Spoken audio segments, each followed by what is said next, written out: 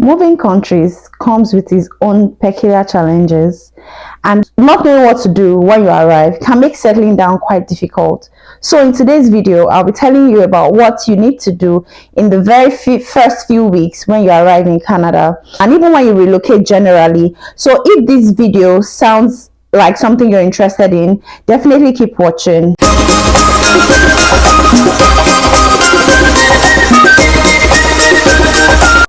Welcome back to my YouTube channel. This is Moments with D. I'm a Nigerian YouTuber in Ontario, Canada.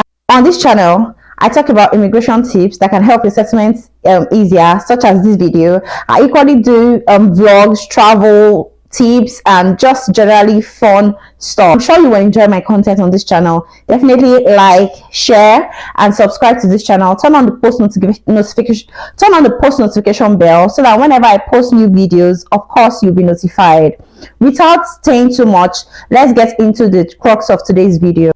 The very first thing you want to do when you arrive Canada is to ensure that you print your travel documents. Now, for a permanent resident like I was, that is having your COPR ready to go at the point of entry. You also want to ensure that after the immigration officer has checked your documents, everything checks out, the number, the address that you like your PR card to be sent to, amongst other things. And as a student or someone as a student or someone on a work permit, you also want to ensure that you have your documents printed out. You want to check out the information on your work permit or on your student permit as well, to ensure that those informations are printed out correctly. You also want to check that the documents checked out, all the information on your student permit or your work permits are actually correct. You just want to ensure that you have everything done at the airport before you leave the airport, because mistakes on any of these documents can actually impact you or can be very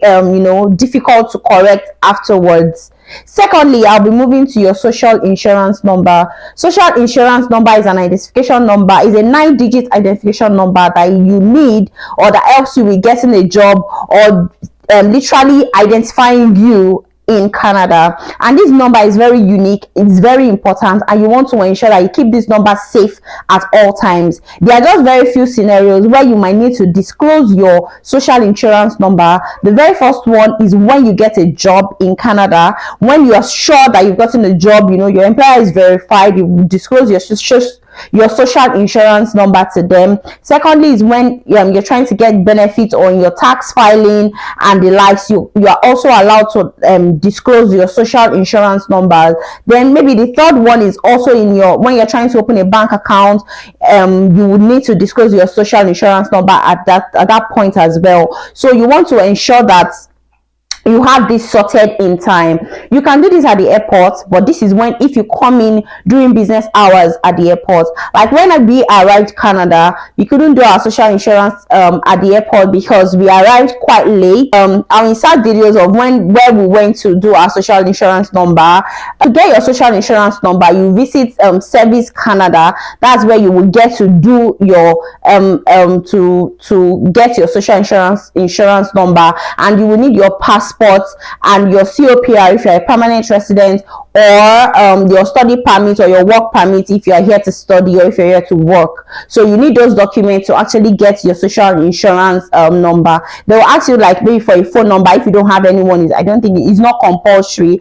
And when we got to Service Canada on that day, I saw that you could also do it online, although it's believed that was done during COVID, so I'm not sure if that still happens now, but you can want to try that out as well while doing because your social insurance number is actually very, very important, and that is like your NI in the UK or your NI in Nigeria. Although in Nigeria we don't really use it like that, but yeah. So this is like that identification, or anywhere you impute that, like people from the UK understand the importance of NI. So it's like your NI in the UK. So that number is very important. You don't disclose it anyhow. You don't disclose it except in these scenarios that I've cited. And you will also see it in the pamphlet that will be given to you, the scenarios when you can disclose your social insurance number. Aside those times, do not disclose your social insurance number. You are the one with the responsibility to ensure that your social insurance number is kept really safe. The social insurance number is given to you with the expiration of your the duration of your stay in Canada, right? So if you're a student, for instance, and you're here for a 2-year program, so to speak, your social insurance number has a 2 years expiration. So if you are going to be staying back afterwards, or you're getting a new program, you have to go back to Service Canada for that social insurance number duration to be extended. So this is very important. You want to take note of it. The next thing you want to do is getting a phone number or a SIM card. Now, this can also, you can also do this at the airport, but I will not advise you doing this at the airport. This is because particularly if you are transiting, right? So let's assume that probably you're going to Calgary and you came in through Montreal airport, or you came in through Toronto Pearson Airport, right? You don't want to get your SIM card from Toronto or from Montreal, because there's always an area code, right, that goes with every phone number. You'll be better off getting your phone number in your city that you're residing in. Doesn't mean that the phone number you get in your transit airport will not work. It will definitely work, but you want to have a phone number that has your area code, right? So like in Toronto, I know there is like three area code thereabouts in Ontario. There are also very unique area codes everywhere, or in every province in Canada, right? So you want to ensure that you get an area code, or you want to get a phone number that will carry your area code somewhat and won't carry an area code like far away from you.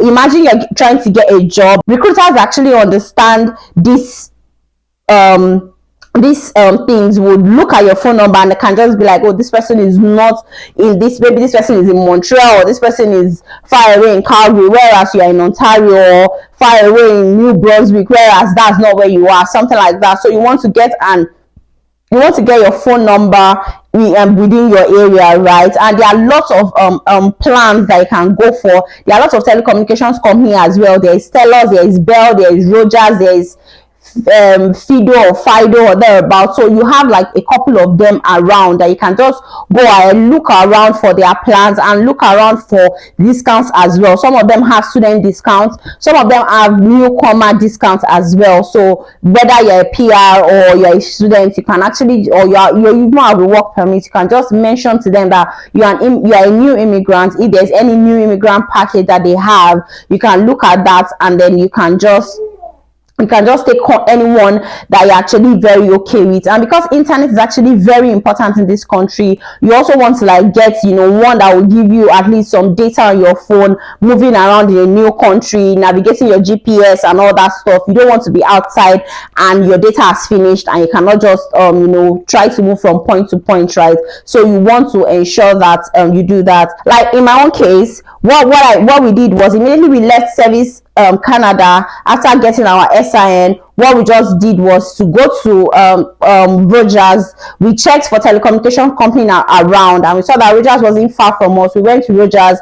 We tried to at least sample their package, see what it was like. Then went to Walmart, where we saw a display of other packages from other network providers, and we just picked the one that actually was best for us. And we even got like this newcomer discount as well from the telecommunications we actually later went for. This leads me to the very next thing you will do afterwards, which is opening a bank account.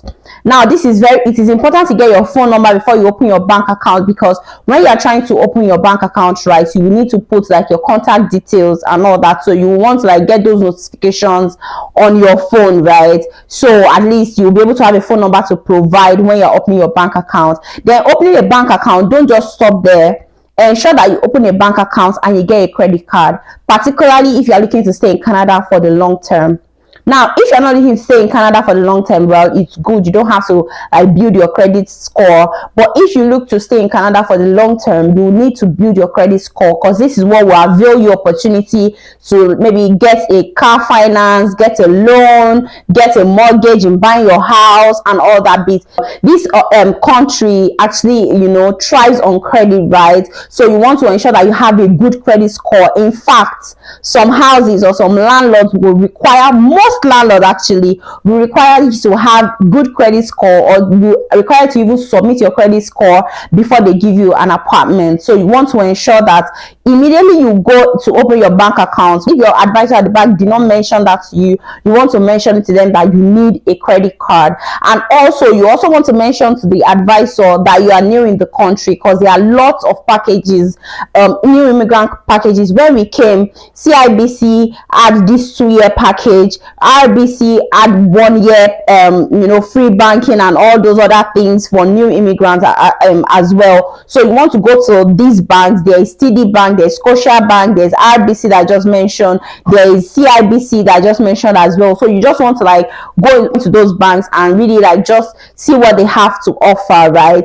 Most of them will require you to book an appointment, and if you don't know how to do it, you can walk into any of their branches to book. They will book the appointment for you, or you can actually just search them on Google and call their customer care to book an appointment. They will actually sit down with you to discuss all the options that you have available. You also need to like do this on time, because some telecommunications company as well will tell you that if you link maybe your credit card or your debit card to your bill, to your telecommunications bill, you also get like maybe a further discount as well. So you want to do that on time. The next thing you want to do is to get your health insurance sorted, right? So if you're coming in as a permanent resident, you would have access to the provincial healthcare in the province that you decide to reside in. For us in Ontario, what we did was, the week we arrived as well, we tried to get our health insurance with Service Ontario. So you can just put Service Ontario in Google and check the one closest to you. You go in with your documents, and then you'll be able to get yourself registered for your health card, because without that health card or your health number, you will not be able to access the free healthcare that you should be able to access, right? Because I came into Canada pregnant at the time, so it was very much important for me to get that sorted like the very week I got into Canada. But really, regardless of whether you came in pregnant or not, health is wealth, right? So you want to ensure that you have your health card or your health insurance sorted before you actually need it, right? Because if you don't have an health insurance at the point that you need the healthcare, you have to pay out of pocket. Yes, so you don't want to do that, because it can be very expensive. So check for Service Ontario, that's if you're in Ontario. And if you're a student, I believe that most students, your health insurance is actually covered in your tuition fee, if you look at the breakdown of that. So you might want to go to like the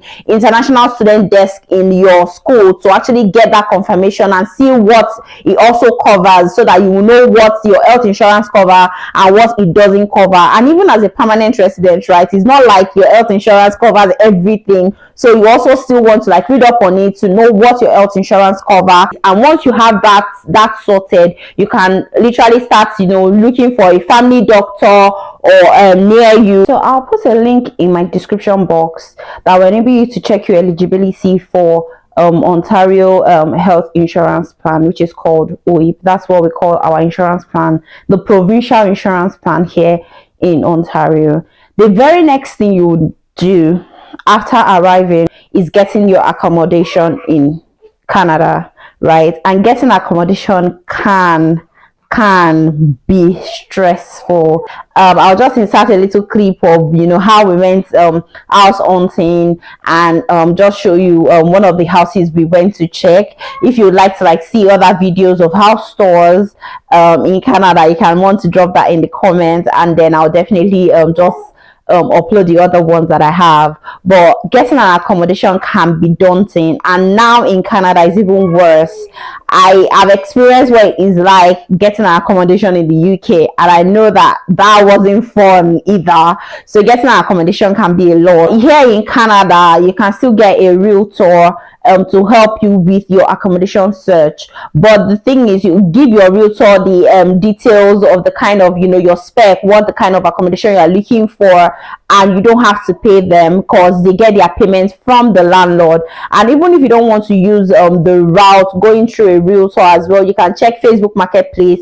That can be quite risky, but yeah, you can check Facebook Marketplace, you can check Kijiji, you can check realtor.ca. I'll just put a link as well to some of the sites you can check for accommodation in Canada. And some people also try to get an accommodation, like a full-time accommodation with their leases before they come into Canada. Oftentimes that might require you to like maybe pay some months ahead. Some require as high as 6 months rent, some 4 months rent and all that. Even if you are in Canada as well, you can even have to pay that huge sum before you're able to like secure your accommodation, more like beat someone out of getting the accommodation ahead of you, right?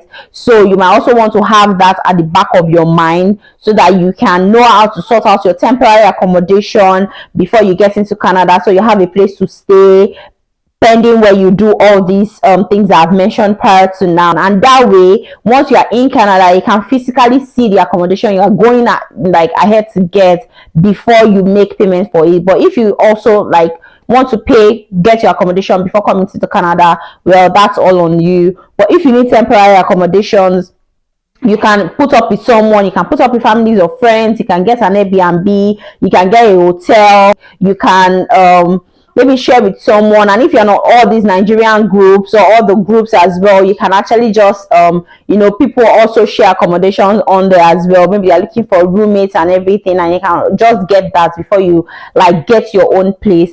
And some of the documents that you might be needing, you might need like checks from your bank to give to your landlord, like upfront checks. You might need your credit score, and if you don't have that, which is where all the additional months payments come in, they can tell you to pay like 4 months upfront. Like in our case, we had to like pay 3 months upfront as well before we are able to 4 months upfront before 4 months upfront before we're able to like get our accommodation. Even though we had been in Canada for over a month before we actually got this particular one that we are in right now. So you might just want to have that back of your mind. And another thing I would like to say here is using a realtor saves you the stress of like having to go up and down by yourself. Like you are the one that has like find the accommodation, go view it yourself, or schedule a viewing, go view it, and checking your documents and all that. Like having a realtor, most of the realtors, like most of them are mobile, so they will help you like around and all that, and you won't have to like put that much burden on yourself doing it all alone, right? Especially if you came here all by yourself. In our own case, we used a realtor because I was pregnant and I was not about to like do all that stress myself, and my husband was like resuming like really soon. So if we didn't do all that stress at the time, there's no way I could even have done it. I could have done it all by myself, right? So you might want to look at getting a realtor, and the fact that it's actually free, you're not paying for it. So the realtor is to do all the stress on your behalf and just tell you, okay, this is the ones that actually fit your criteria. Let's go look at them. Then you look at them, you pick the ones that you want, and then you put in an application. Yeah, you actually apply.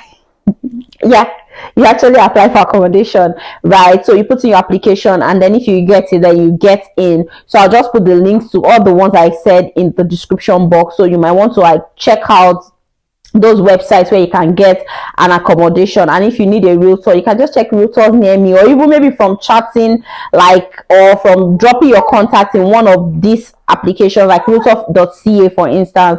In dropping your contact, right, you can also like see a realtor on there. And if you want to reach out to me to like give you the contact of my realtor, it's not a paid advert or anything.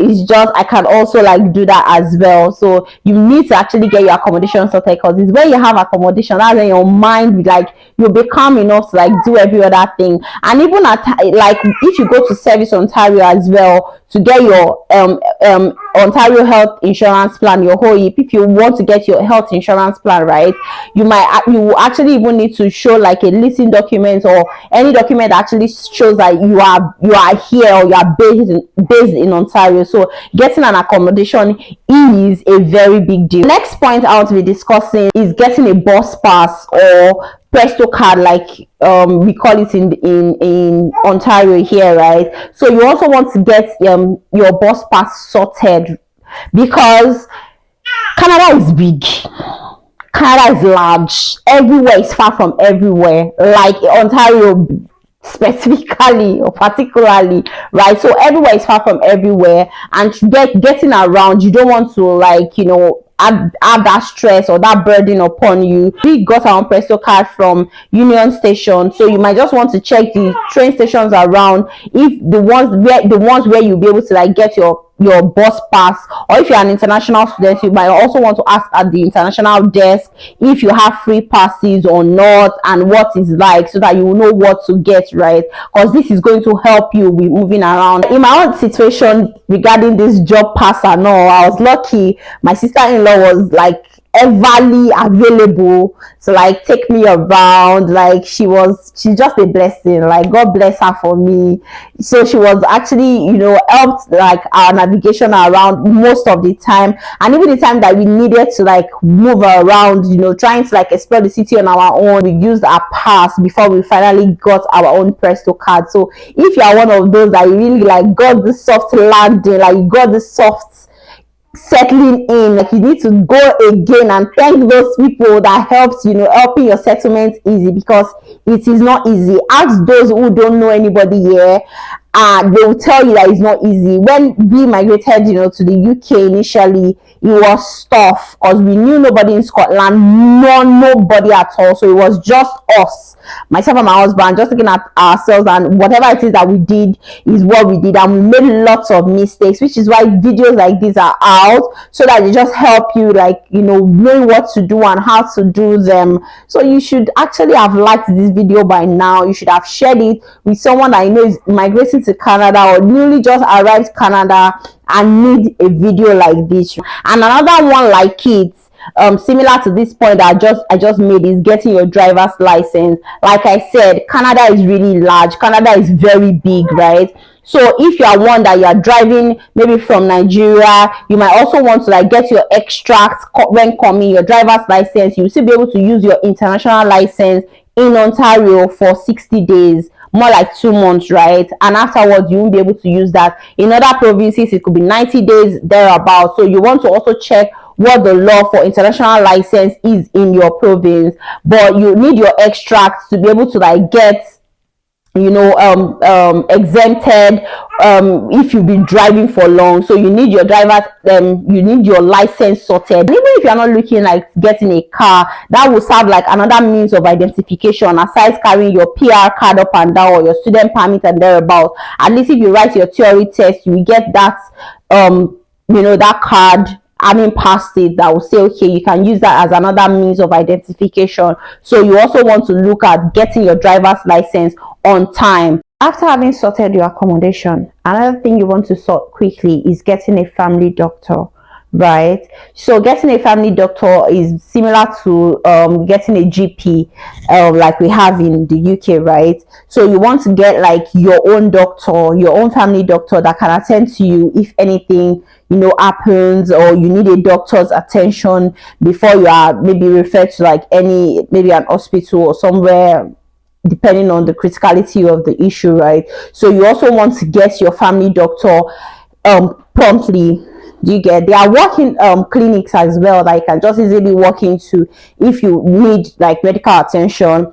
But getting your family doctor is like that, your own person, your own doctor that you get easily, that you can easily reach out to in the cases where you need such, right? So you want to get a family doctor that is very close to where you finally get an accommodation. Then the next one is getting an immigrant service organizations near you. This is also coming after you're getting accommodations, because you want to actually get one that is very close to where you're resident as well. But really, you don't necessarily have to wait till you get an accommodation to get an immigrant service organizations around you. And since it's a government organization, it is very free and it's very accessible to you, right? So you will go into those organizations. They will help you with how to walk around your CV, prep for an interview, navigate the environment, things that you need to know, maybe benefit that is even accrued to you that you might not know that you're entitled to. And if you're a family, you know how to get like maybe schools for your children and all the like. So this organization they are actually quite important. I didn't get this information on time, like when I arrived Canada. At the time I now got to know that there are organizations like this, I was already like very heavy. I couldn't really move around so much and all that, so it was just like so late already, and my husband had already gotten a job, so it was really quite late. But I'm putting this out there so that you get to know that there are organizations like that and they can help your settlements process like a lot easier if you reach out to them in time. I'll put the link to checking for the ones near you are as well in the description box, so you want to look that up. Next on my list is finding a job.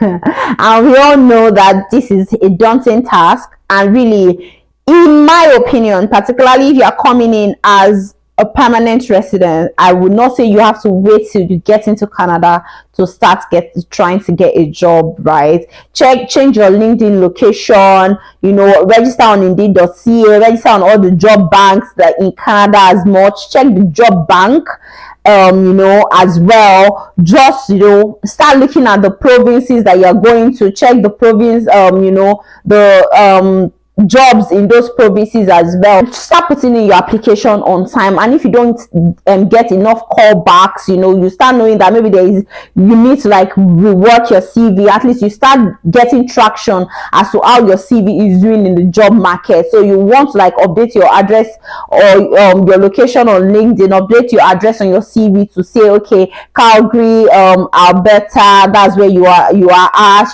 Try to like you can even use those apps like Dingtone to get maybe a Canadian phone number to put on your CV before you arrive Canada, right? But when you arrive Canada as well and you're still trying to get a job, like I said, the service the new immigrant service organizations can help you with this. Check around, network as well. Check LinkedIn. I have a video, just a very short video, on things you need to do to like improve your chances of getting a job. I'll put the link in the description box as well. I'll put it like on the screen so you can see that and you can watch that video to see what you need to do to like prepare yourself for that job market, because really everyone, particularly in this economy with the cost of living in Canada, you need that job, trust me. As a student, you can look around locally as to maybe companies around you within your province, in your area that you want to work in, and just go ahead and drop your resume with them. You can start from there as well before you're now like extending your search to the job banks and to the job boards and going to LinkedIn and all that bit. So you can want to start around like that. Go for job fairs. That's another way you can actually get a job. So you're a student, your school is organizing a job fair, another department, I don't know, like literally stand up. Even if it's your community that is organizing a job fair, go for those job fairs. It helps you to know what to do, or how even to apply as well, what to put together and all that bit. Because really at these job fairs you have like lots of organizations, they come together with the sole aim of recruiting someone or getting candidates on board, right? So this is like a very good place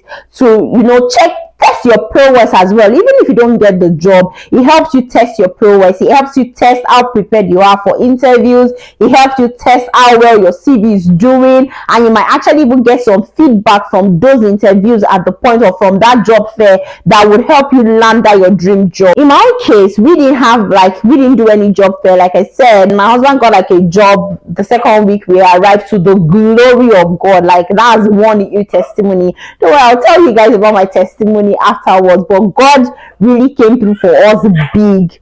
And my very last tip on this video is going to be enjoy your journey, chop life, like really enjoy yourself. Lots of people complain about loneliness in a new country, particularly because they are closed up. They don't want to network, they don't want to meet new people, they don't want to explore the city, but they still want it to feel like they felt when they were back home. You are in a new place now, you need new friends, you need new people. So explore the city, have fun. Like the very first week we got here, guess what we did?